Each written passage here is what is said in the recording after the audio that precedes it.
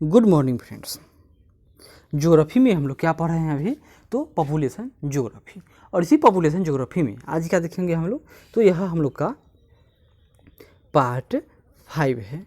और 5 में आज क्या देखेंगे हम लोग? तो जनसंख्या नीति यानी पॉपुलेशन पॉलिसी के बारे में हम लोग जानकारी प्राप्त करेंगे। तो बिना देर किए हुए शुरू करते हैं। पहला क्या है? जनसंख्या नीति। यह एक ऐसी रणनीति का द्योतक है जो जनसंख्या परिवर्तन के एक विशेष प्रारूप की प्राप्ति के उद्देश्य से तैयार की जाती है। यानी इस रणनीति का लक्ष्य क्या होता है कि यह मकसद कि जनसंख्या परिवर्तन के एक विशेष प्रारूप की प्राप्ति के उद्देश्य से ही तैयार की जाती है। इसके लिए जनसंख्या के विभिन्न आयामों का विश्लेषण किया जाता है, जैसे जन्म दर, मृत्यु दर कम करने संबंधी प्रयास, अधिक नहीं करना है, प्रवासन नियंत्रण यानी कोई पलायन रुक जाए संबंधी प्रयास करेंगे। इसी को ध्यान में रखते हुए विकसित और विकासशील देश अपने अनुरूप अपने लक्ष्यों की प्राप्ति हेतु जनसंख्या नीतियाँ बनाते हैं। ऐसा ना हो कि पूरा दुनिया की नीति एक ही समान हो। जैसे देखिए, विकसित देशों की जनसंख्या नीतियाँ कैसी होगी? तो विकसित देशों में लोगों की प्रति व्यक्ति आय क्या होगी? उच्च होती है। साथ ही उच्च जीडीपी, जन्म दर एवं मृत्यु दर कम होगा, उच्च स्वास्थ्य सुविधाएं, बेहतर शैक्षिक व शिक्षण सुविधाएं, उन्नत बुनियादी ढांचा, उच्च जीवन प्रत्याशा यानी कि वहाँ के लोग अधिक दिन जिएंगे आदि पाई जाती है। इनकी जनसंख्या नीतियों की रणनीति विकासशील देशों से अलग होती है। यद्यपि इन देशों में जनसंख्या नियंत्रण प्रचलन सर्वव्यापक है, यानी यह नियंत्रण अब कोई समस्या ही नहीं रहेगी, यह उनके कल्चर में ही फिट हो गया है। फिर भी बहुत कम देशों ने अपनी स्पष्ट जनसंख्या नीति की व्याख्या की है। ये देश मात्र अंतर्राष्ट्रीय प्रवास नियंत्रण के ही प्रयास करते रहते हैं। कुछ यूरोपीय राष्ट्रों की नीति उनकी घटती जनसंख्या के कारण जन्म दर वृद्धि की हो चली है। अब जहाँ भारत ऐसे देशों में जनसंख्या घटाना एक समस्या है, उसी तरह उन सब देशों में जनसंख्या बढ़ाना एक समस्या हो गया है। इसके बावजूद कल्याण की दृष्टि से पारित नियमों में परिवार नियोजन के उपकरण, नसबंदी, गर्भपात, विवाह, तलाक, आयकर, पारिवारिक भत्ता आदि का विशेष महत्व है। कुछ विकसित राष्ट्रों की जनसंख्या नीति देखते हैं, जैसे संयुक्त राज्य अमेरिका व कनाडा की कोई निश्चित जनसंख्या नीति नहीं है, पर प्रवास नियंत्रण यानी कि बाहरी को आने नहीं देते, इसके लिए बहुत कुछ करते हैं, जिनका जनसांख्यिकीय महत्व है। अधिकांश पश्चिमी यूरोपीय देशों में जन्म दर पक्षधर नीति के अतिरिक्त अन्य कोई जनसंख्या नीति नहीं, यानी कि आबादी बढ़ाओ, यह इनका नीति है। स्वीडन एक ऐसा देश है जहां स्कूलों में यौन शिक्षा, कुछ दशाओं में गर्भपात और परिवार नियोजन सेवाएं राष्ट्रीय संगठन का एक हिस्सा है। जितने भी प्रायः क्रिश्चियन देश हैं वहाँ पर गर्भपात को गैर कानूनी माना गया है। तो यही आयरलैंड कुछ दिन पहले चर्चा में था कि वहाँ पर गर्भपात कानून पास किया गया था। तो देखिए, मतलब कि स्वीडन में है इस किताब के अनुसार, और अब किसमें? तो आयरलैंड में भी है। एक भारतीय की मौत हो गई थी। इंग्लैंड, स्पेन, पुर्तगाल में जन्म नियंत्रण विधा अब भी अवैध मानी जाती है, यानी कि वहाँ पर कोई कंडोम का इस्तेमाल करेगा, नसबंदी करेगा, ऑपरेशन करेगा तो यह अवैध है, गलत काम है। सोवियत रूस में साम्यवादी विचारधारा के अनुसार जन्म दर पक्षधर जनसंख्या नीति का अनुशीलन किया जाता है, यानी कि जनसंख्या बढ़ाओ, पैसा मिलेगा, इनाम मिलेगा। ऑस्ट्रेलिया और न्यूजीलैंड में जनसंख्या अनुकूलन में से कम पाई जाती है, अतः इन राष्ट्रों में जन्म दर के में वृद्धि के साथ प्रवास को भी बढ़ावा दिया जाता है। इसलिए वो लोग पढ़ने के लिए भारत जैसे देशों से बच्चों को बुलाते हैं, भाई तुम दिन आए तो हो पढ़ने, लेकिन दिन में काम कर लो, रात में पढ़ लेना।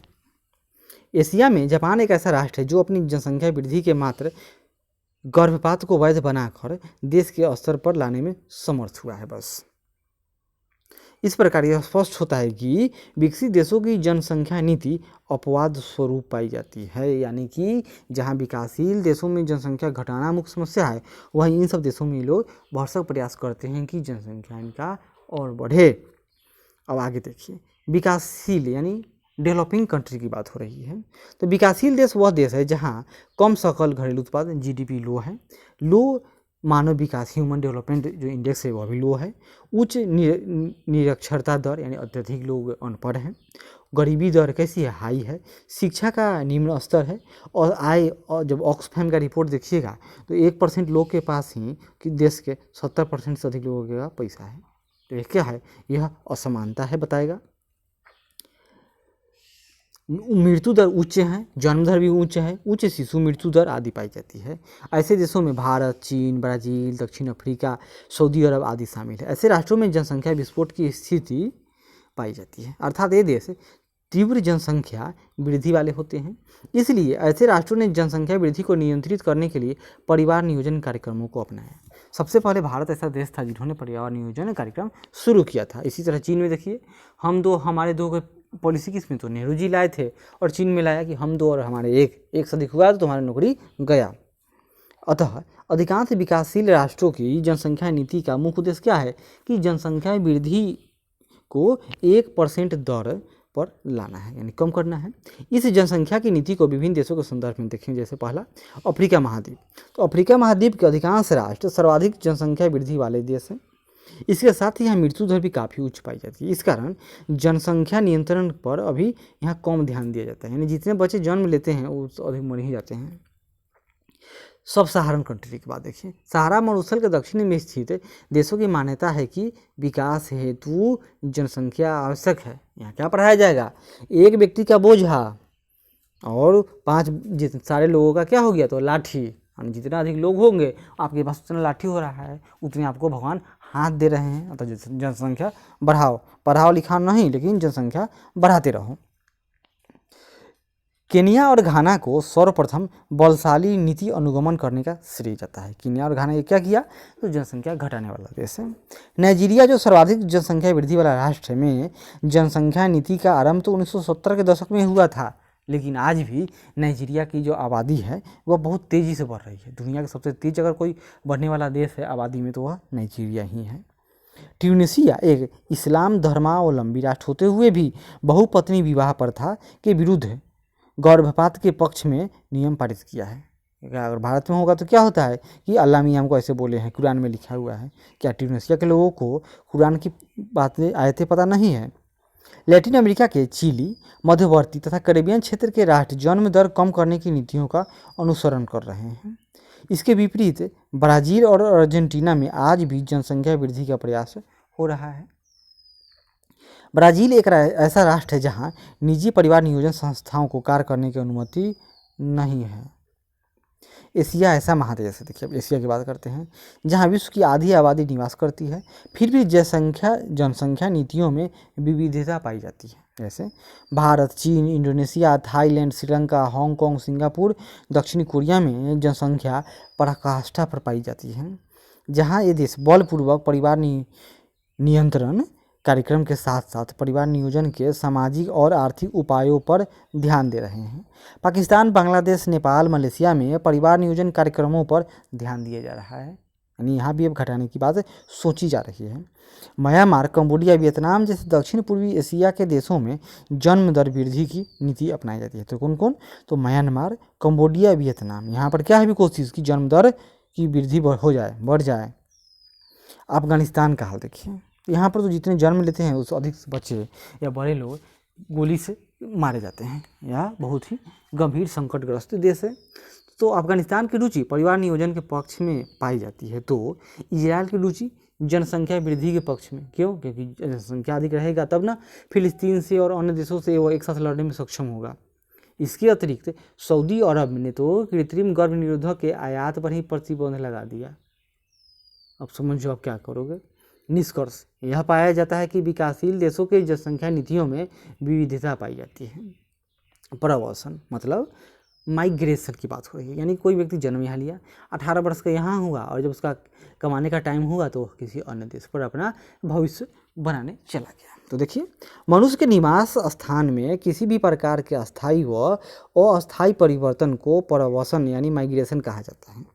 इस प्रवासन में 2 प्रकार की गतियाँ हैं। एक प्रवास या उत्प्रवास या बहिर्गमन यानी इमिग्रेशन, मतलब जिन प्रदेशों में कोई भौतिक कष्ट जैसे कठोर जलवायु, बाढ़, सूखा अथवा राज्य या प्रदेश में सामाजिक आर्थिक कठिनाइयाँ उत्पन्न हो जाती है तो उन प्रदेशों से लोग प्रवास करने लगते हैं। जैसे आप देखिए दिल्ली, मुंबई, पूना, दक्षिण के राज्य, यहाँ से लोग भाग रहे हैं कहाँ, तो अपने घरों की ओर जाना चाहते हैं। जैसे बिहार, उत्तर प्रदेश, राजस्थान, मध्य प्रदेश के मजदूर जो इन जगहों पर काम करने गए थे, लेकिन लॉकडाउन के कारण आज वहाँ पर काम बंद हो गया, आर्थिक गतिविधियाँ बंद हो गई, तो अब क्या करेंगे वे लोग, वहाँ पर भूखों मरने की स्थिति उत्पन्न हो गई है। तो जब देखिए टीवी खोलिए, न्यूज़ देखिए, हजारों लाखों मजदूर पैदल चल रहे हैं, तो आर्थिक कठिनाइयाँ उत्पन्न हो जाती है। तो उन प्रदेशों से लोग प्रवास करने लगते हैं, एक देश से दूसरे देश में जाना प्रवास कहलाता है।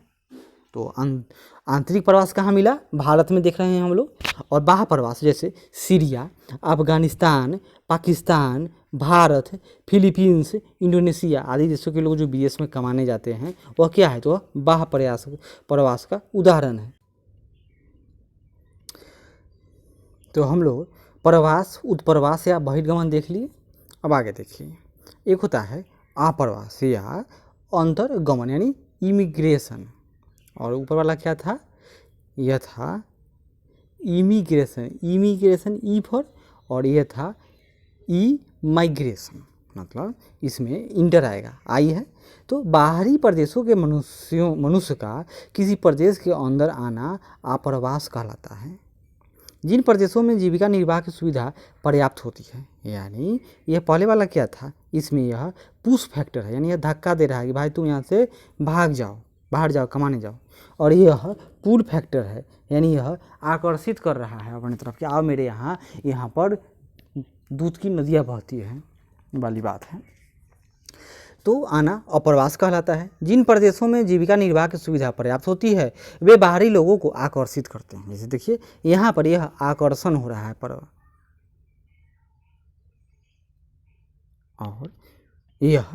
यहाँ पर क्या होगा, यह आकर्षण होगा। तो यह क्या है, यह आप्रवासन, यह उल्टा लिख दिया है, यह आप्रवासन है, यानी यह आप्रवासन यानी कि अंतर्गमन, यहाँ पर बाहर से लोग यहाँ पर आएंगे। और उत्प्रवासन यानी इमिग्रेशन मतलब वहाँ से लोग बाहर जाएंगे, यानी यह क्षेत्र अब खराब हो गया, यह उल्टा लिख दिया है। आप्रवासन यह है और प्रवासन यह है। क्लियर है। आगे देखिए, प्रवासन के प्रकार।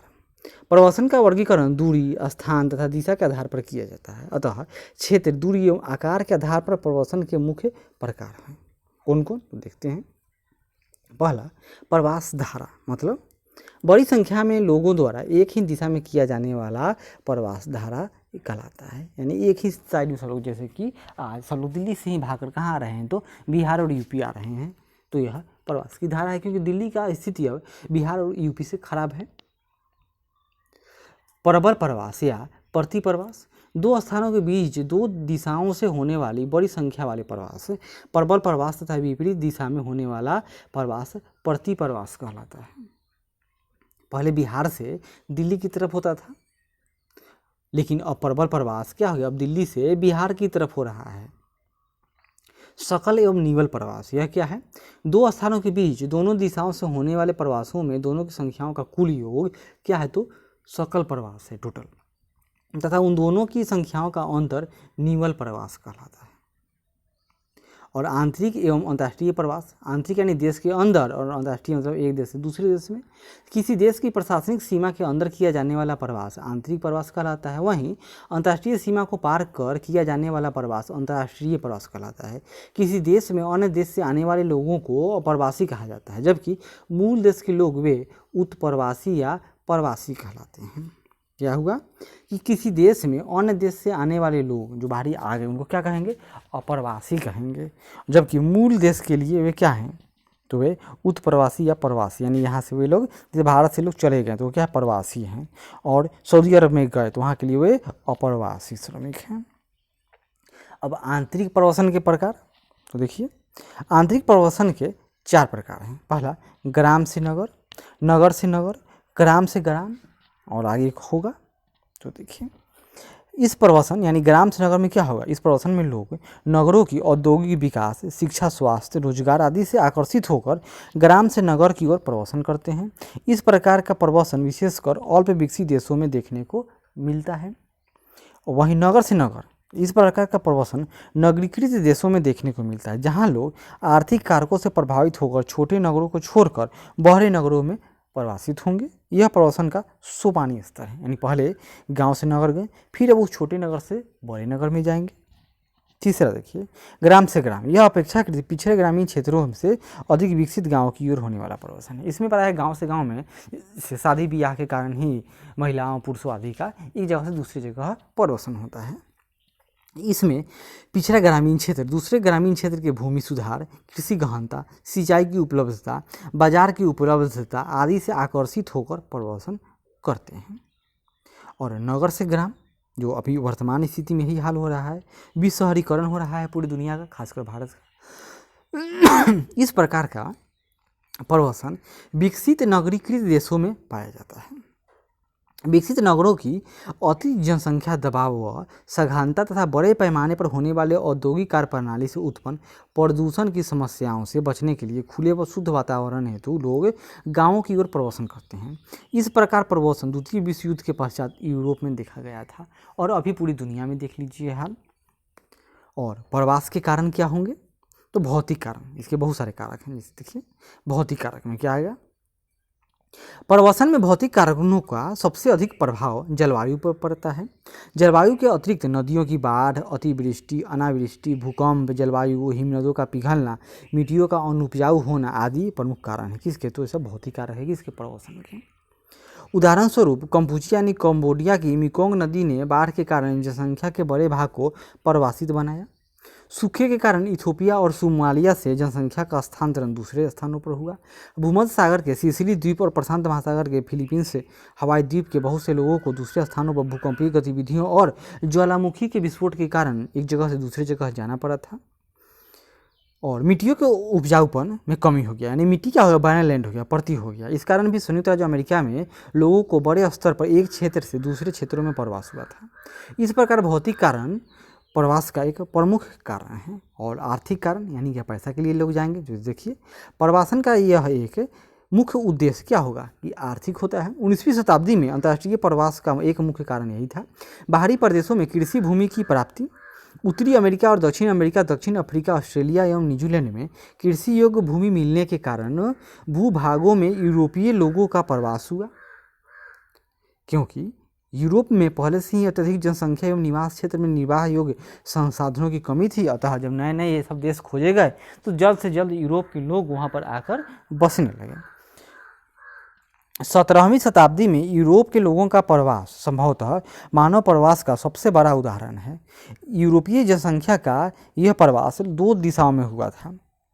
प्रथम प्रवास कहाँ हुआ, उष्ण यानी ट्रॉपिकल और उपोष्ण प्रदेशों के विरल जनसंख्या वाले तटीय भागों में हुआ, जहां सुगमता से पहुंचा जा सकता था, जैसे दक्षिण अमेरिका का पूर्वी तट। इन क्षेत्रों में गन्ना, कपास, तंबाकू, कॉफ़ी, चाय, मसाले व नील आदि की कृषि बड़े पैमाने पर आरंभ हो सकी थी। आरंभ में ये श्रमिक यूरोप के थे, परंतु श्रमिकों की अधिक आवश्यकता होने के कारण और यूरोप में जब समृद्धि आई तो वे लोग अफ्रीका से दास व्यापार को इन्होंने बढ़ावा दिया और दास को पकड़ कर लोग ले जाते थे और ज़बरदस्ती उन लोगों से काम करवाते थे। दूसरा प्रवास शीतोष्ण यानी टेम्परेट क्षेत्र में हुआ। मैं कहा तो घास के मैदानों में, जैसे दक्षिण अमेरिका में कौन, तो ब्राज़ील और अर्जेंटीना की बात हो रही, चीन, वहाँ पर क्या है तो पम्पास क्षेत्र। पेरी यानी उत्तर अमेरिका की बात होगी। फिर दक्षिण अफ्रीका में क्या है, वेल्ड है। ऑस्ट्रेलिया मरे डार्लिंग की घाटी में, न्यूजीलैंड आदि में हुआ था। अलास्का, पश्चिम ऑस्ट्रेलिया जैसे क्षेत्रों में सोना की खदानों के कारण जनसंख्या का प्रवास हुआ वहाँ पर। ऑल डोरो, यह देखिए ऑल डोरो अर्थात सोने की भूमि की खोज के उद्देश्य से ही स्पेन और पुर्तगाल के लोगों ने 16वीं एवं 17वीं शताब्दी के मध्य एवं दक्षिण अमेरिका की ओर प्रवास किया था। और पूरा का पूरा अमेरिका जो आज कैलिफोर्निया, उसके सैन फ्रांसिस्को पश्चिमी तट पर है, पहले वो कुछ नहीं था, लेकिन जब हल्ला हुआ कि वहाँ पर बहुत अधिक मात्रा में सोना है, जाइएगा और सोने की नदी ही बहती है, वहाँ पर सोना इतना मिल जाएगा, तो सारी की सारी अमेरिका में ही होड़ मच गया। और लोग, जहाँ की आबादी पहले 1000 भी न हुआ करती थी, देखते ही देखते वहाँ पर आबादी करोड़ों में बढ़ती चली गई। वर्तमान समय में बिहार, उत्तर प्रदेश और राजस्थान से श्रमिक बड़ी मात्रा में हरियाणा, पंजाब में कृषि कार्य में जाते हैं। दिल्ली में भी इसी तरह काम करने जाते हैं। दक्षिण राज्यों में जाते हैं, वहाँ पर औद्योगिक काम करने जाते हैं। सामाजिक एवं सांस्कृतिक कारण, तो भारत में स्त्रियों के प्रवास की मात्रा काफ़ी ऊंची है। क्यों? क्योंकि जब उनका विवाह होता है तो स्त्रियां अपने माता पिता के घर को छोड़कर पति के घर में चली जाती हैं। तो यह भी क्या है, यह भी एक प्रवास का ही तो उदाहरण है।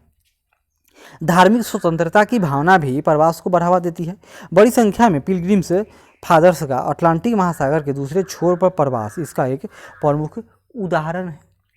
द्वितीय विश्व युद्ध के पूर्व जर्मनी से यहूदियों का पलायन एवं द्वितीय विश्व युद्ध के बाद विश्व के विभिन्न भागों से यहूदियों का इजराइल में आगमन हुआ, इसी श्रेणी के अधीन आता है। अमेरिका में मॉर्मन्स, याद कीजिए अमेरिका में क्या है नाम, मॉर्मन्स संप्रदाय के लोगों का यूटा प्रांत की ओर प्रवास का कारण धार्मिक ही है। कश्मीरी पंडितों एवं हिंदू लोगों में असुरक्षा की भावना के कारण ही इनका पलायन जम्मू कश्मीर में जम्मू, पंजाब, कुछ भाग हिमाचल प्रदेश और दिल्ली में इनका हो गया। यह क्या है, असुरक्षा की भावना के कारण इनका प्रवास हुआ था। राजनीतिक कारण, द्वितीय विश्व युद्ध के उपरांत यह प्रवास का एक प्रमुख कारण रहा। यहूदी, फिलिस्तीनी, भारतीय, पाकिस्तानी, बांग्लादेशी, तमिल, सर्बियन, बोस्नियाई, कुर्द आदि शरणार्थियों द्वारा बड़े पैमाने पर प्रवास किया गया। भारत का ही बंटवारा हो गया, भारत पाकिस्तान में। तो जो मुसलमान लोग थे भारत में वो कहाँ गए, तो पाकिस्तान में गए, और पाकिस्तान के जो हिंदू थे वो अधिक से अधिक संख्या में कहाँ हैं, तो भागकर भारत है। तो यह भी क्या है, तो यह प्रवास का ही कारण था, क्योंकि ऑफिस में बैठकर फरियोता हो गया कि चलो इधर पाकिस्तान होगा इधर भारत होगा, लेकिन उन लोग को यह पता ना था कि नीचे जो भूमि है वहाँ पर कौन सी आबादी कहाँ रहती है, किधर रहती है, और उसका असर क्या होगा। जब देखने में सामने में आया असर, तो कोई उसको रिवर्स कर नहीं सकता था। रवांडा, अफ्रीका की बात है, रवांडा, बुरुंडी, सोमालिया, वहीं मध्य एशिया के देश जैसे सीरिया की ही बात आती है। इन सब में क्या है, तो अभी भी गृह युद्ध बड़े पैमाने पर छिड़ा हुआ है, जिस कारण इन देशों से पड़ोसी देशों में शरणार्थियों का स्थानांतरण बड़े पैमाने पर जारी है। अब बलपूर्वक स्थानांतरण या प्रवासन, जैसे पोल पोट कहाँ, तो कंबोडिया का राजा था। तो यहाँ में क्या हुआ, कंबोडिया में लोगों का नगरों से गांवों की ओर प्रवास हुआ, क्योंकि यह पढ़े लिखे लोगों को जैसे कि देखता था कि कोई चश्मा पहने हुए हैं तो उसको मार दो वाली बात थी। तो क्या होगा, सारे के सारे नहर शहर खाली हो गए। वियतनाम से चीनी लोगों का निष्कासन कर दिया गया। युगांडा से एशियाई लोगों का निष्कासन। 17वीं एवं 18वीं शताब्दी में पश्चिमी अफ्रीका में अमेरिका, लैटिन अमेरिका एवं वेस्ट इंडीज में निगरो लोगों का दास व्यापार होता था। आज के समय में ग्रेट ब्रिटेन का प्रवासी भेजने वाले देशों में प्रथम स्थान है। इसके पश्चात प्रवासी भेजने में मैक्सिको, फिलीपींस एवं क्यूबा का स्थान आता है। ग्रेट ब्रिटेन तो भारत का नंबर है, सबसे अधिक प्रवासी कहाँ है, तो भारत के प्रवासी पूरी दुनिया में जाते हैं। और प्रवास करने वाले देशों में यानी भारत आने वाले देशों में भारत का स्थान 8वां नंबर पर है। क्लियर है। आज के समय में पश्चिमी एशिया प्रवासियों के गंतव्य का एक महत्वपूर्ण निवास क्षेत्र बन गया। क्यों, क्योंकि यहाँ पर तेल की खोज हो गई, और तेल की खोज में बहुत अधिक रिफाइनरी प्लांट बहुत कुछ वहाँ पर बना, जिसमें काम करने के लिए लोगों की आवश्यकता थी। तो वो पूर्ति कहाँ से होती, तो भारत, पाकिस्तान, बांग्लादेश, फिलीपींस आदि के देश जाकर वहाँ लोग काम करते हैं। इस दृष्टि से सऊदी अरब का स्थान प्रथम है। इसके पश्चात लीबिया, संयुक्त अरब अमीरात, कुवैत आदि राष्ट्रों का स्थान आता है। अवैध प्रवास मुख्यतः लैटिन अमेरिका एवं करीबियाई देशों की मुख्य विशेषता है। तभी तो डोनाल्ड ट्रंप कहते हैं कि मैक्सिको की जो बाउंड्री है मैक्सिको अमेरिका की, वहाँ पर दीवार बना दिया जाए, क्योंकि वहाँ पर एक अनुमान के अनुसार डेली मैक्सिको से 12 लाख लोग अमेरिका में रोज काम करने आते हैं। इस समय अंतर्राष्ट्रीय वैध प्रवास की मात्रा घट रही है, जिसका प्रमुख कारण प्रवास नियंत्रण नीति है, यानी संरक्षणवाद बढ़ रहा है। साथ ही अवैध प्रवास भी बढ़ रहा है, यानी लोग चोरी चुप के चले आते हैं। औद्योगिक क्रांति के उपरांत यूरोपवासियों का प्रवास विभिन्न देशों में हुआ था। इसका मुख्य कारण यह था कि इन अविकसित भागों में उपनिवेश स्थापित करना एवं उनके संसाधनों का दोहन करना, किसका, तो यूरोप का लक्ष्य था, इसीलिए प्रवास हुआ था। 16वीं एवं 17वीं शताब्दी में धर्म संकट के कारण फ्रांस से ह्यूगेनॉट्स भागकर इंग्लैंड, हॉलैंड एवं जर्मनी में बस गए थे। भारत पाकिस्तान विभाजन के उपरांत एक देश से दूसरे देश में लगभग 60 लाख लोगों का स्थानांतरण हुआ था। दक्षिण अमेरिका के पश्चिम में प्रशांत महासागर के कुछ द्वीप जैसे ईस्टर द्वीप के निवासियों को दास बनाकर पेरू के तटवर्ती द्वीपों में लाया गया था, जहां उनसे समुद्री पक्षियों की बीट उठाने के लिए गवानो उद्योग में मजदूरी पर लगाया गया। यह बीट खेतों में खाद की तरह प्रयोग करने के लिए यूरोपीय देशों को निर्यात कर दी जाती थी। इस कार्य को करवाने वाले गोरे व्यापारियों को ब्लैक बर्ड्स के नाम से जाना जाता था, यानी जो गोरे लोग हैं इनका नाम क्या हो गया, ब्लैक बर्ड्स। चीन से बाहरी देशों में प्रवास 18वीं एवं 19वीं शताब्दी में अधिक हुआ। लोगों की संख्या में चीनी लोग मंचूरिया, कोरिया, हिंद चीन, मलेशिया, थाईलैंड एवं इंडोनेशिया में बस गए। 19वीं एवं 20वीं शताब्दी में भारतीयों का श्रमिकों के रूप में मुख्य रूप से स्थानांतरण कौन, तो इंग्लैंड वाले ही लेकर। सबसे अधिक प्रवास अब तक किसका हुआ है, तो ग्रेट ब्रिटेन के लोगों का हुआ है। लेकिन जब उनकी भी संख्या कम पड़ने लगी तब क्या होगा, लेबर के लिए किसको ले गए, तो भारत से लोगों को ले गए। कहाँ कहाँ ले गया, तो मॉरिशस, फिजी, रियूनियन, त्रिनिदाद एवं टोबैगो जैसे करेबियाई देशों में और अफ्रीकन देशों में जो टापू था वहाँ पर खेती करने के लिए भारतीय मजदूरों को ज़बरदस्ती ले गए। ये सभी द्वीप उष्णकटिबंधीय बागानी फसलों की कृषि के लिए उपयुक्त थे। भारतीय श्रमिक उष्ण एवं आर्द्र जलवायु में कार्य करने के अभ्यस्त थे, अतः इन क्षेत्रों में अंग्रेजों द्वारा बलपूर्वक भारतीयों का स्थानांतरण करवाया गया। वर्तमान समय में मॉरिशस एवं फिजी में भारतीय क्या है, आबादी बहुसंख्यक है। वहाँ मुख्य रूप से बिहार और उत्तर प्रदेश से जनसंख्या का स्थानांतरण हुआ है। अफ्रीका में भारतीयों का स्थानांतरण कीनिया, युगांडा, तंजानिया जैसे पूर्वी अफ्रीकी देशों एवं दक्षिण अफ्रीका में भी हुआ। इन भारतीय प्रवासियों में अधिकांशतः गुजराती, मराठी और पंजाबी हैं। श्रीलंका एवं मलेशिया में भारतीय अप्रवासी दक्षिण भारतीय राज्य यानी मुख्यतः तमिलनाडु से गए हैं, तभी तो वहाँ की भाषा कौन, तो तमिल है वहाँ पर। पश्चिमी एशिया के देशों में भारतीयों की सबसे अधिक जनसंख्या यूए यानी संयुक्त अरब अमीरात में है। इसके बाद संयुक्त अरब में और सऊदी अरब और कुवैत का स्थान आता है। दक्षिण पूर्व एशिया में भारतीयों की सर्वाधिक संख्या मलेशिया में है। इसके बाद क्रमशः सिंगापुर और इंडोनेशिया का ही स्थान आता है। यदि विकसित देशों के उदाहरण को लिया जाए तो भारतीयों की सर्वाधिक संख्या कहाँ है, तो ब्रिटेन में है। इसके बाद यूएसए यानी संयुक्त राज्य अमेरिका और कनाडा का स्थान आता है। द्वीपों की दृष्टि से भारतीयों की सर्वाधिक संख्या मॉरिशस में है और इसके उपरांत फिजी एवं फिलीपींस का स्थान आता है। अब आगे देखिए, प्रवसन या प्रव्रजन का प्रभाव यानी कि परिणाम क्या होगा, तो देखिए प्रव्रजन ये एक सामान्य प्रक्रिया है जिससे प्रवासी क्षेत्रों पर गहरा प्रभाव पड़ता है। अर्थात प्रव्रजन पर समाज का प्रभाव प्रवास प्रक्रिया को छोड़ देने वाले देश और चुने जाने वाले देश दोनों पर महत्वपूर्ण प्रभाव पड़ता है। यानी कि कोई किसी को छोड़कर चला गया है और कहीं चला गया है तो दोनों जगहों पर इसका प्रभाव पड़ेगा। प्रवास प्रतिफल का अध्ययन पर अभी तक कम ध्यान दिया गया है। इसी कारण आने वाले जनसंख्या समाजशास्त्रियों के लिए यह अध्ययन महत्वपूर्ण एवं चुनौतीपूर्ण विषय है। इस प्रकार प्रजनन के परिणामों एवं प्रभाव को समझ सकते हैं। कैसे, देखिए यहाँ पर ग्रामीण क्षेत्र पर क्या प्रभाव पड़ेगा।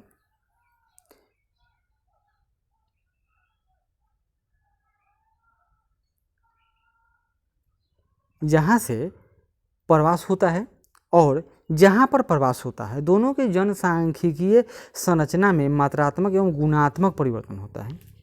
वैसे तो ग्रामीण क्षेत्रों से नगरीय क्षेत्रों में प्रवास अधिक होता है। ग्रामीण क्षेत्रों से लोगों के बाहर जाने से वहाँ जनसंख्या कम हो जाती है, गांव खाली खाली सुना सुना लगता है। दूसरा, शहरी क्षेत्र में प्रवासियों को अपने को नए परिवेश के साथ जुड़ने में अनेक समस्याओं का सामना करना पड़ता है। जैसे गांव से प्रवासित लोगों को शहर के भौतिक वातावरण का सामना करना पड़ता है।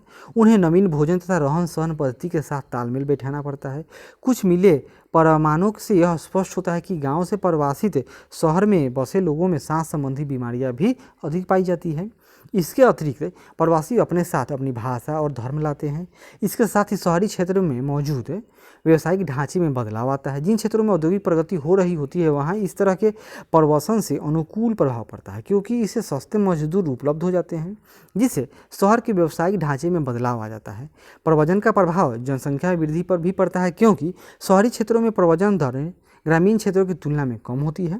पहले ग्रामीण क्षेत्रों के निचले स्तर के लोग नौकरियों की तलाश में शहरों की ओर जाते थे, लेकिन अब यह शौक बन गया, फैशन बन गया, बेरोजगारी बढ़ गई। लेकिन अब गांव के उच्च वर्ग के लोगों में भी शहरों में जाने की ललक दिखाई देने लगी, जिससे जनसंख्या में वृद्धि देखने को मिलती है। अब जनसंख्या पर क्या प्रभाव पड़ेगा। ग्रामीण क्षेत्रों से लोगों के बाहर जाने से वहाँ जनसंख्या कम हो जाती है। इस कारण जनसांख्यिकी परिणाम के दृष्टिकोण से प्रव्रजन करने वाले जब आधुनिकता वाले क्षेत्रों के निकट संपर्क में आते हैं तो इनका ग्रामीण समुदायों की मूल्य प्रणाली पर असर पड़ता है। प्रव्रजन से आदमी के आमदनी के स्तर और इसके वितरण पर असर पड़ता है तथा लोगों के दूसरी जगह चले जाने से उस स्थान पर श्रमिकों की आपूर्ति में कमी उत्पन्न हो जाती है। जैसे कि हाल आजकल बिहार, यूपी, छत्तीसगढ़ आदि राज्यों में हो गया कि वहाँ की कृषि मुख्यतः महिलाओं के ही भरोसे किसी तरह अपना दिन काट रही है, क्योंकि सारे के सारे पुरुष तो पलायन कर गए। परिणाम स्वरूप सीमांत मजदूरों की संख्या बढ़ जाती है। अब आर्थिक प्रभाव क्या होगा। तो प्रव्रजन मुख्य रूप से ग्रामीण क्षेत्रों से शहरी क्षेत्रों में होता है और इसका मुख्य कारण आर्थिक आमदनी है। प्रव्रजन का आर्थिक प्रभाव ग्रामीण रोजगार और आमदनी पर पड़ता है। उनके द्वारा भेजी जाने वाली राशि से क्षेत्रीय विषमता में कमी आती है। अतः हम लोग क्या कह सकते हैं कि सारांश में कि प्रवास प्रतिफल के विश्लेषण से यह स्पष्ट होता है कि बाहर प्रवास आरंभ हो जाने पर प्रवास जनन क्षेत्र, प्रवासी गंतव्य क्षेत्र और प्रवासी तीनों में से कोई भी पूर्ववत नहीं रह पाता। इसके अतिरिक्त प्रत्येक प्रवास से दोनों क्षेत्रों की जनसांख्यिकी संरचना में केवल मात्रात्मक ही नहीं बल्कि गुणात्मक परिवर्तन भी आते हैं। इन सबसे अधिक महत्वपूर्ण बात यह है कि प्रवास के फलस्वरूप प्रवासियों के योगदान से सभ्यता समृद्धशाली होती है। दोनों भिन्न प्रकार के क्षेत्रों में परस्पर मेल मिलाप बढ़ता है। यही प्रवास का सबसे बड़ा लाभ है। अब आगे देखिए, प्रवसन के कुछ सिद्धांत हैं, जैसे या मॉडल कहिए इसको। प्रवसन के सिद्धांत की दिशा में सबसे पहला प्रयास रेवनस्टीन द्वारा 1885 में किया गया था। तो रेवनस्टीन ने इन्होंने क्या कहा, अधिकतर प्रवास छोटी दूरी तक संचरण करते हैं तथा दूरी बढ़ने के साथ ही इनकी संख्या घटती जाती है। दूसरा, प्रव्रजन चरणों में संपन्न होता है। ऐसा नहीं है कोई एक बार ही हो जाए। प्रत्येक प्रवास की मुख्य धारा क्षतिपूर्ति हेतु प्रतिधारा उत्पन्न करती है। छोटी दूरी के प्रवास में पुरुषों की अपेक्षा स्त्रियों की संख्या अधिक प्रवासी के रूप में होती है। तकनीकी विकास के साथ प्रवास की मात्रा भी बढ़ती जाती है। ग्रामीण लोगों की तुलना में नगरीय लोगों में प्रवास की भावना कम होती है। प्रवास की मात्रा निर्धारण करने वाले घटकों में आर्थिक उद्देश्यों की प्राथमिकता होती है। और प्रायर ने क्या कहा, प्रायर ने मलेशिया तथा अन्य देशों के प्रवास अध्ययन में रेवेनस्टीन के अधिकांश सिद्धांतों को सही पाया था। अब आगे देखिए, ली की प्रवास संबंधी परिकल्पना मतलब क्या होता है, हाइपोथेसिस यानी कल्पना है।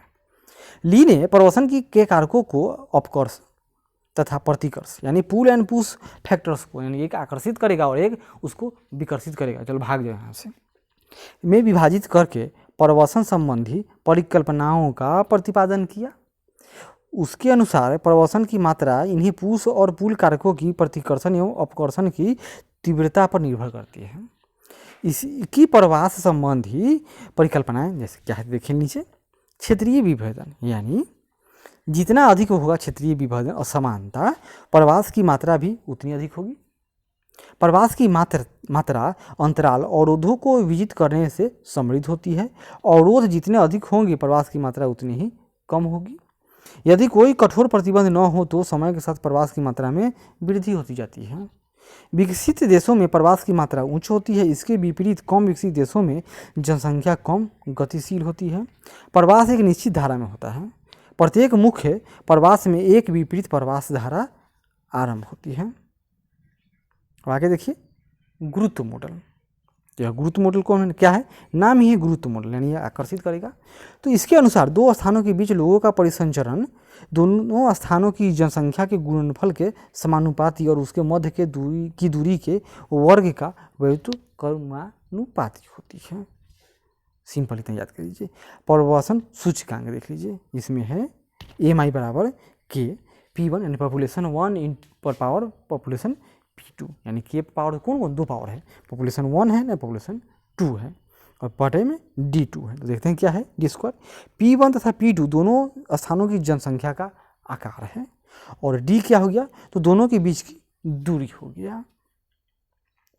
तो जीफ के न्यूनतम प्रयास मॉडल क्या है, तो जीफ के न्यूनतम प्रयास मॉडल यानी न्यूनतम क्या होगा इसमें, इसके अनुसार एक सामाजिक तंत्र में लोगों का परिसंचरण इसी प्रकार होता है कि संपूर्ण तंत्र का कुल कार्य न्यूनतम हो सके, यानी कम काम करने में और अधिक पैसा चाहिए, इसीलिए प्रवास होगा। स्ट्रॉफर के अंतरालयी अवसर मॉडल के अनुसार एक ही दी हुई दूरी में संचरण करने वालों की मात्रा उस दूरी पर उपलब्ध अवसरों की समानुपाती तथा उपलब्ध अंतरालयी अवसरों की व्युत्क्रमानुपाती होती है। और व्यवहारवादी मॉडल ये क्या बोलेंगे कि हैंगर स्टैंड और वोलपॉट ने संरचनात्मक मॉडल की तुलना में व्यवहारिक मॉडल की प्रवचन की प्रक्रिया को समझने में ज़्यादा उपयोगी माना है। और भारत में प्रवास के आंकड़े देख लीजिए, ये महत्वपूर्ण है। तो भारतीय जनगणना विभाग प्रवास के संबंध में भी जानकारी उपलब्ध कराता है। इसकी शुरुआत 1881 की जनगणना से ही हो गई थी। इसमें 1961 से और 1971 में संशोधन करके कुछ और आंकड़ों को प्रवास के आंकड़ों में जोड़ा जाने लगा। भारतीय जनगणना में प्रवास की गणना जन्म का स्थान और निवास के स्थान के आधार पर किया जाता है। भारत में प्रवास की धाराएं कौन कौन होगी? यह दो प्रकार की होती है, एक आंतरिक प्रवास और दूसरा अंतर्राष्ट्रीय प्रवास। तो आंतरिक प्रवास में यह 4 प्रकार की, पहला ग्राम से नगर, ग्राम से ग्राम, नगर से ग्राम, यह बहुत कम होगा, और नगर से नगर। और अंतर्राष्ट्रीय प्रवास में देख लेते हैं, एक देश से दूसरे देश में, यानी भारत से अदर। 2001 की जनगणना के अनुसार 81.5 करोड़ प्रवासियों में से 9.8 करोड़ ने पिछले 10 वर्षों में अपने निवास स्थान बदल लिए हैं। इनमें से 8.1 करोड़ अंतर्राष्ट्रीय प्रवासी थे। इस धारा में स्त्री प्रवासी प्रमुख थी, जो कि अधिकांश विवाहों उपरांत प्रवासी थी। भारत में प्रवास की स्थानिक भिन्नता, महाराष्ट्र में 23 लाख प्रवासी हैं, जो सभी राज्यों में सर्वाधिक है। इसके बाद क्रमशः दिल्ली, गुजरात और हरियाणा का स्थान आता है। महाराष्ट्र, दिल्ली, गुजरात तथा हरियाणा जैसे कुछ ऐसे राज्य हैं जो उत्तर प्रदेश, बिहार जैसे बीमारू स्टेट, नाम है बीमारू, जैसे राज्यों से प्रवासियों को आकर्षित करते हैं।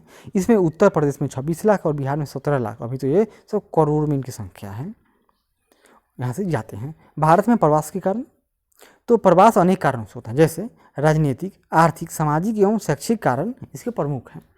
जैसे आजीविका के लिए प्रवास, विवाह के कारण प्रवास, शिक्षण आदि के लिए प्रवास, सुरक्षा की कमी के कारण प्रवास। वैसे प्रवास में प्रतिकर्ष कारक और उपकर्ष कारक की भूमिका भी महत्वपूर्ण होती है। तो यह हम लोग क्या देख लिए, हम लोग जनसंख्या से संबंधित जो महत्वपूर्ण धारणाएं हैं, यहाँ देखिए जनसंख्या के संगठन, प्रवसन, और यहाँ देखिए जो शेष था सबके सब हम लोग अध्ययन कर चुके। तो क्या क्या देख लिया हम लोग, तो जनसंख्या संगठन, लिंग संगठन, आयु संगठन, ग्रामीण नगरीय संगठन, व्यावसायिक संगठन और संरचना, साक्षरता एवं शैक्षिक स्तर, जनसंख्या नीति और प्रवसन के प्रकार, सिद्धांत आदि सब कुछ देख लिया। और भारत में प्रवसन। तो आशा करते हैं कि हमारा प्रयास अच्छा लगा होगा। जरूर लाइक करें, शेयर करें, कमेंट करें और सब्सक्राइब करें। इसके बाद हम लोग फिर पॉपुलेशन ज्योग्राफी के एक नए चैप्टर में मिलेंगे। तब तक आशा करते हैं कि हमारे चैनल पर विजिट कीजिए और देखिए। धन्यवाद।